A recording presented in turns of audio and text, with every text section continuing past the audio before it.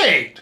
Now look at this video here. Any questions at all, just ask. And if any of you in any discomfort or need anything, just let me know. And we'll try and sort you out in a nice way.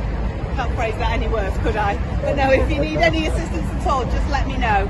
Okay? This is how to treat those protests and make allowances for the marvellous, disruptive, potentially murderous protesters with AQs of around -30.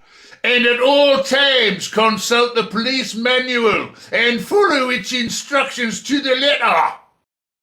As the police officer in the video has done, we must always back down to anyone who has a mind to glue themselves to something. The general public, as always, must be totally ignored and treated like shit. Their safety comes last. Now, take a look at this next clip. There's an ambulance coming through here. There's stuck behind that bus. It's down to you whether you make space for it to come to or not. Thomas's hospital's over there. Are you going to move your choice? Notice how this brilliant police inspector gives total control of the situation to the protesters. Note how he allows the protesters to decide whether or not to allow an ambulance on an emergency call to proceed to the hospital. Now, it could well be that inside that ambulance there is an injured child in critical condition, in dire need of immediate medical attention.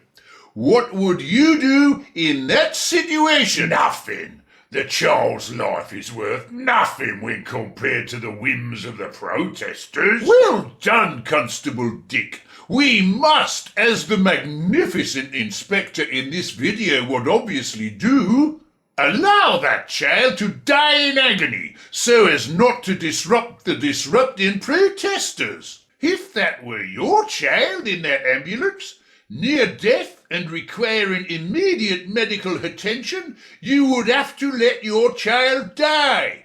Then the magnificent protesters would be able to achieve their aim of putting pressure on our mentally challenged government to reduce our much less than 1% of the world's emissions. And what would that achieve? It would immediately cause all the real international polluters like India, China and the rest to sit up and take notice. They would say, "Oh dear, look what those wonderful protesters in the UK are doing.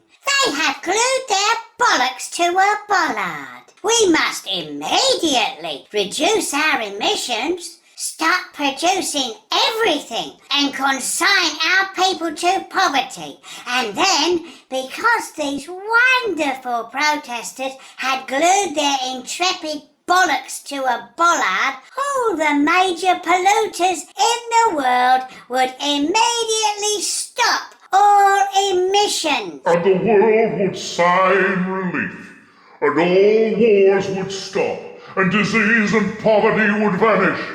All people of all colours, creeds, and inside leg measurements would live happily together ever after. Hallelujah! Hallelujah!